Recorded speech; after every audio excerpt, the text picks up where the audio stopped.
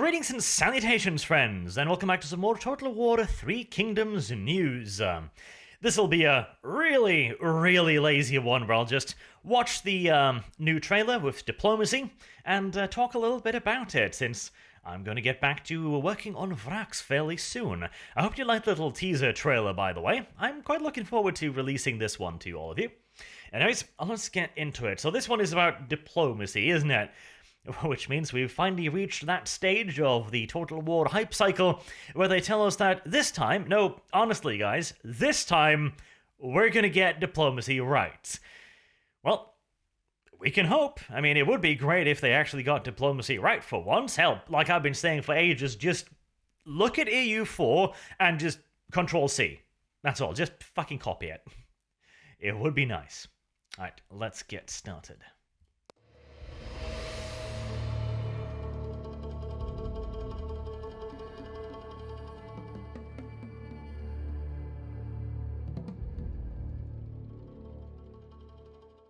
Hello, good evening, and welcome to the first of two videos exploring the all-new diplomacy system in Total War Three Kingdoms.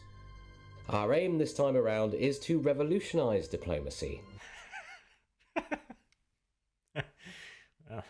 Like I said, I jest halfway. They do say this every time, but, you know, maybe this time.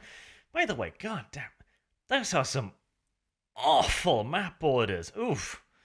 I hope you can turn those down, or at least, calm them down a little bit. Oh, they really clash with the surroundings. Like, look at the mountain, like the shade, the really stylized rest of the map looks really cool, and then that, and the fuck? Is that supposed to be a river? I thought that was a map border for a moment. Ouch. Wow, okay. Well, development in progress, I suppose. Oof. Oh, well, pedantry, I know. We're supposed to be talking about diplomacy. It's just, oof, I hope they change that a bit.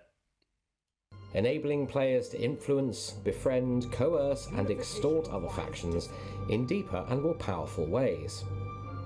The Three Kingdoms period of Chinese history is an age of personalities, and each faction is defined by the personality of the warlord who leads it. Indeed, if you have an existing diplomatic treaty with a warlord and he dies, handing the reins to his heir, who perhaps doesn't like you quite as much as his father, your diplomatic relationship with them can change significantly. Oh, that's rather interesting. So, we've got the kind of same, basic system, plus to this, plus to that, equipment, very RPG-ish, which is, fair enough, fine. But that's interesting. So, your personal relationships will actually dictate your diplomatic status with the state, I guess, in question. That's interesting. I wonder if there's going to be any other influencing factors, because on one hand, that is really good. That is something Total War has been needing for a while now, but at the same time, it isn't quite that simple. Even if the heir doesn't like you, if he's relying upon your nation for trade or mutual defense, for example, then he will undoubtedly have advisors around him saying, no, my liege, I know, he's a cunt and all, but you can't break our defense treaty, because if you do, we're going to get bent over a barrel and fucked sideways. It's not as easy as just plus minus 100 relationship on the heir. I'm hoping there'll be some other factors there. Here we're in the early stages of a campaign playing as Liu Biao. Okay, this system, so I'm on two minds on this. So this is a noble system where you have different ranks within the court. This would make sense if the Han Dynasty was actually still around, but, well, this is the very early stage, so maybe this entire system will disappear, but at this point, the Han Dynasty is already collapsing. Noble titles and such didn't really matter, and yet you can see him being a noble reduces him to 3 armies, 1 assignment, which I don't know what it is, and 1 administrator provided, which also I don't know exactly what does. But this, 3 trade agreements capacity? Only 3? That is hefty restrictive, especially from a dynasty that is already collapsing. A governor and gentleman of the Han Dynasty, he begins... Oh wow, and you don't even get more on the 2nd level. Damn. I mean, at least you get another army, but only 3 trade agreements on, like, the second of these levels? And there's not even that many. That seems needlessly restrictive, especially as the campaign goes on and the Han Dynasty fully collapses. You know, what would be cool is if you came under the sway of one of the particularly powerful warlords, like, let's say you're a second Marquis, and you are you're in the sphere of influence of a duke, then he could impose these restrictions upon you. That would make sense. But for a essentially independent state after the collapse of the Han Dynasty to be restricted in their trading deals, that is really odd. That seems like just a pure system of limiting the players, which I'm never much of a fan of. And 3 trade agreements, wow, that is not a lot. Didn't they mention that there would be like a ton of factions and you can only trade with 3 of them? Huh. I don't know about that. That sounds a bit dodgy. The campaign with the province capital of Xiangyang under his control. Not a significant territorial holding by anyone's standards, and with no... Ooh, okay. This nice. So, conscription, military forces, military infrastructure... Okay, so we've got the good old-fashioned building system divided into categories. Going to support land development, grain store, schools, marketplaces, private workshop. Okay, cool. Yeah, so we can build some stuff, and we can choose what to build on the areas again. Thank God. I really hated that in Thrones of Britain. Farms of his own, food income, which is crucial to public order and military provisioning, will soon become an issue. Oh, God, no. Not the... Oh, God, I hope they've at least worked it out a bit. So, he can't build farms. Really? He can build a grain store, but he cannot build farms. Huh.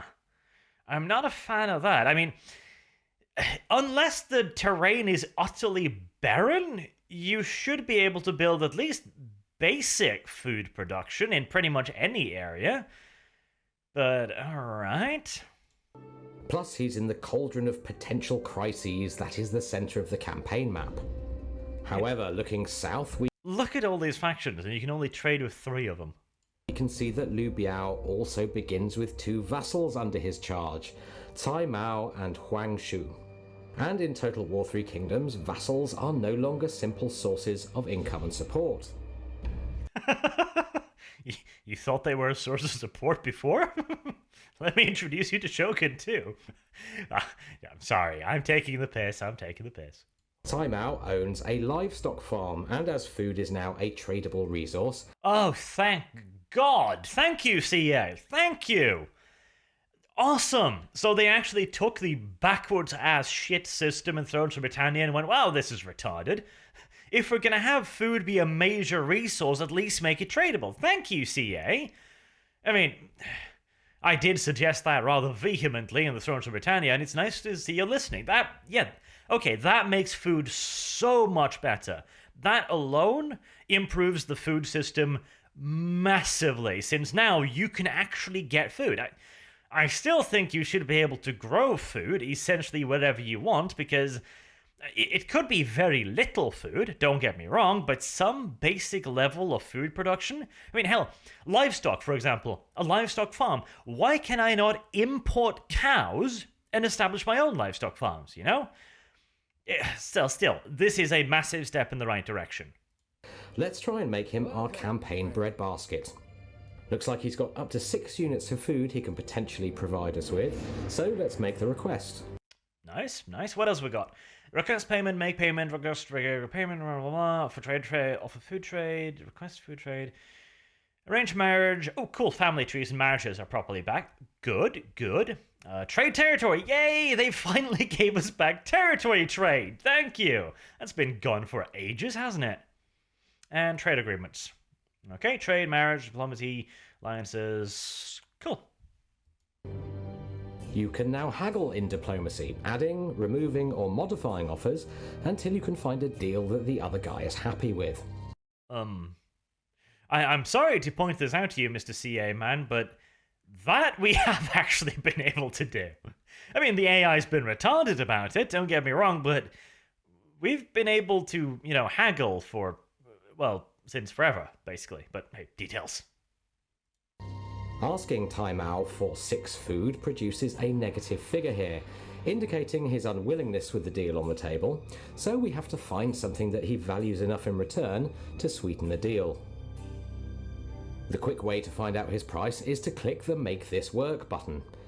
In this case, he's demanding quite a hefty sum, which is sort of understandable, given he's got something of a monopoly on food in the area. He's requesting $372, and you start with 3,604 for 6 food?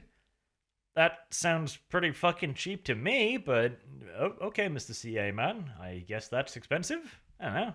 I didn't see his income. Maybe it is. But it's quite a sum I mean, compared to some of the offers we've seen in previous Total War games, that's downright fucking reasonable. to sign up to this early in the campaign, so let's try and find something else that might satisfy him. Wait, let me just say, was that a regular payment or a one-time payment? Satisfy him. Elsewhere, you can see that there's pain, so let's try and find some, which is sort of understandable. Regular. Okay, that's a little bit better. 372 every turn. Okay, that's potentially a lot, but even that, for 6 food, doesn't sound that bad. Given he's got something of a monopoly on food in the area. But it's quite a sum to sign up to this early in the campaign, so let's try and find something else that might satisfy him. Elsewhere, you can see that there's quite a raft of new treaties.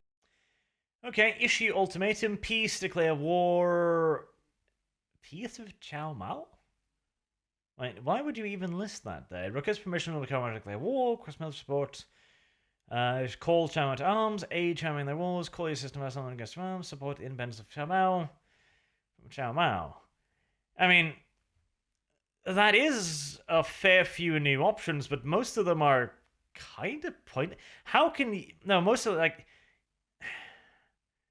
I mean, declare independence from Cao Mao. I can declare independence from my vassal. I mean, it's grayed out, obviously, but... I mean, that looks like a lot of options, but if you actually look at it, I'm not sure it is. Deals and options available. Anything Regular payments, trade ancillaries, arranged marriages. Yeah, that one we looked at.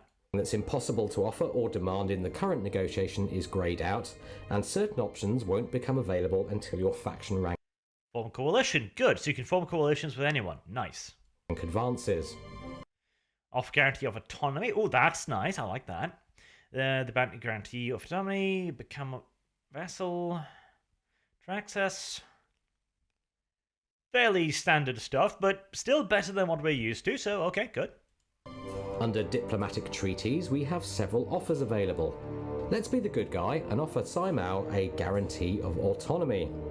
Now, this is a promise that we'll never annex his faction into our own, but this is not something to take lightly. If we were to later break that promise, it would be viewed as an act of treachery and would negatively affect our reputation with all factions. As we can see, it's something he quite... Yeah, but I mean, we've had that system for a while too, and it's never been particularly good. I'm hoping they've improved it, because in Rome too, even the most honourable of allies would backstab you bloody incessantly. So let's have a quick look at that. So, positive fantasy treats for friends. Yeah, it's the good old-fashioned plus-minus system, isn't it? Trending towards 18. Trades with enemies. Okay, well... It's the same old system, unfortunately. I would have liked to see maybe a little bit... I don't know. I would have liked to see maybe a bit more of a complicated system, like internal relationships factors and their personalities as well. Since they mentioned personalities would change, and I can't see any of that here. It's just past friendship. Is it past friendship with him individually? So if he dies, that entire bonus goes away? That would be interesting. Treaties with our friends. Is that also involved with only him? That would be an interesting system. As we can see, it's something he quite likes, but 6 food still outweighs it in his own mind. So let's drop the asking price to 5, and yes, he's willing to agree to that. We propose the deal, and the food will be ours next turn.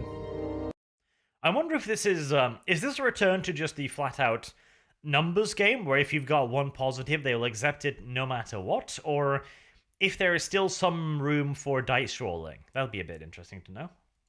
This method of haggling can be used in all your negotiations as you massage the deal to find something that works for both of you. Until you pay the AI enough. As you can see, there's a lot of new tools to play with. Let's take a quick look at a couple more. If you're short on cash, you can request it from another faction, and perhaps offer to pay it back each turn in installments to make the loan more palatable. Okay, that's nice. I mean, the request payment thing we've always had, but essentially turning it into not only a request payment, but also making it a loan tool is very interesting. If you've gained a reputation for treachery... Oh, wait, no, it's not. It's just... Oh, I got excited there for a moment thinking there was an actual loan, but no, it's just request payment and make payment, so the only new one is the make regular payments. Ah, damn it. I thought it was like a proper loan system of like interest and stuff like you've got in Europa, but okay, well, it's better than nothing, isn't it? Of course, characters will be less inclined to trust you in such matters. However, a loan can really make the difference when you need a quick cash injection. That is interesting, though. That is a pretty nice thing, since that is an actual way of essentially giving and receiving loans. I like it. That is cool. You can also offer to support the independence of another vassal state as it attempts to shake off the yoke of its parent faction. Oh, awesome. They really have actually just kind of copied EU4, haven't they? Good on you, CA. Learn from your betters. Okay, that was a bit mean, but right, that is really nice. A bit of underhanded warfare. Is that just on the diplomacy screen, though? Because doesn't then the other faction know, through basically telepathy, that you're supporting their vassal? I would have thought that would have been an undercover action rather than a diplomatic action. I mean, if the guy you're doing this against hates you already, it doesn't matter, but this really sounds like something you might want to be doing with a little bit of stealth behind it. Like, let's say you're up against a really big enemy empire with several vassals, you could try to destabilize them by encouraging their vassals to secede, but you don't want the actual big empire to know about that, do you? That'd be a pretty dreadful idea. This is basically an offer to support them if they go to war with their owners. It's a great way of weakening a powerful faction by appealing to the underdog to rise up. I mean, yes, if it was... I wonder, if it is secret, then yes. If no, then it's just a way to get dicked by a bigger, stronger nation. Okay. But still, it's an interesting tool. And if they choose to do so, you'll automatically join them in their war. Oh, never mind. Ouch. Oh, right, I was getting excited for nothing. I thought that was like a proper subterfuge action, but no, it's... Okay, well, it still has its uses as a way of declaring war and giving you a better start to that war, I suppose, but okay, fair enough. However, if you then make peace with the parent faction, this will again be viewed as a treacherous act. You can now use the threat of war as a negotiating tactic, though you must be prepared for the consequences. Perhaps you're on a war footing and running at a budget deficit in order to maintain your armed forces. So you request a regular payment from another faction, and they are disinclined to lend. You then threaten to go to war with them if they don't comply. Now at this point, the faction compares your military strength to its own, and weighs up a host of other factors, such as the number of wars it's already engaged in, which of you has the best and strongest allies, and your treachery rating, for example. It then decides whether the cost of that war outweighs the regular payments. And crucially, unlike peaceful negotiations, when you saber rattle the AI like this, you won't see the usual evaluation figures, making it a much riskier gambit. Interesting. I imagine that could be very easily gamed, but at least removing the numbers is a good step. I mean, openness is always good, especially when you have such a relatively simple plus-minus system. But in this case, you do want to make it a little bit more dangerous. I mean, I bet you somebody's going to figure out the math on that real bloody quick, but still interesting. If they decide to call your bluff and reject your proposal, war is declared. Time to put your money where your mouth is. Certain core diplomacy functions can also be approached using the new Quick Deal menu, and this is a nice quality of life improvement. If we select non-aggression pacts, for example, we can see all the known factions who are capable of entering into such an agreement with us, colour-coded by who definitely will, who might, and who definitely won't. Okay, that's nice. Yeah, that's just a nice convenience. I like it. You can swiftly set up a host of agreements via the Quick Deal menu, and you can still haggle in order to fine-tune deals with those maybes. I hope there is an option to auto-decline offers from certain factions, because treaty spam was a real problem in some previous titles. Okay, we'll leave Liu Biao to carve out his fledgling empire for now, but in short, diplomacy in Total War has changed enormously. With so many more levers to pull, chips to barter, and with a superfine level of control, a dedicated diplomat can engineer situations which were simply not possible before. I think you're selling it a bit hard there, buddy, but no, okay, these are some good changes. I would like to see you copy more of EU. Like, allow me to back up a nation without doing it openly. Allow me to purchase weapons for a nation, for example, in this case money, because, there's not a weapon system. Allow me to send them food, secretly, stuff like that. Allow me to actually engineer situations like that from behind the scenes. I'm hoping that'll be doable in some kind of spying stuff, because this is a step forward, definitely. Whether or not they've improved the AI enough to make it worthwhile, we'll have to wait and see, since really the biggest issue with the old systems was that the AI was just fucking retarded, and would just refuse deals that seemed to be obviously beneficial. That's where you had the stuff in Empire, for example, where they would demand half your empire for a trade agreement. So if they've actually managed to tighten that up, this is looking, well, I wouldn't sell it quite as hard as the dev here, but looking better. Definitely looking better. Stay tuned for part 2, in which we'll explore the new forms of alliance you can forge, the reintroduction of an old fan favourite feature, region trading, and much more besides. Region trading. Wonderful. Okay, that's cool. Yeah, definitely. It is an improvement. That's for damn sure. And that's the end of it. Okay, yeah, no, that's not bad. Again, revolution?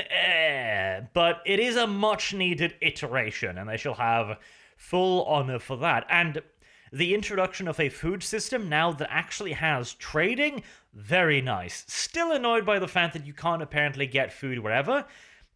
Maybe the grain thing does produce food, but it didn't sound like it from the way he was wording it there, but maybe it does. In which case, it's a pointless criticism from my side.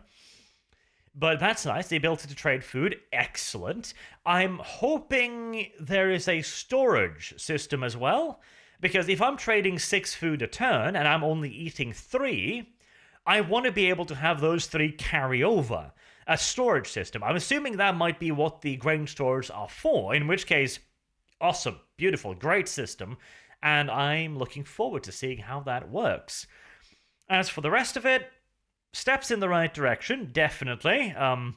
It's not quite the revolution they're selling it as, but the more they try and copy from EU4, the happier I really am, so good, nice. The real test is, of course, going to be the AI itself, but assuming they've improved that, this could be pretty good, and it is a real and substantial improvement. Cool. Alright, until next time, I've been Arch. Thank you very much for watching this particularly lazy video, but Vrax. I know I use that as an excuse a lot, but it is genuinely a bit of work. Anywho, until next time, have a good day.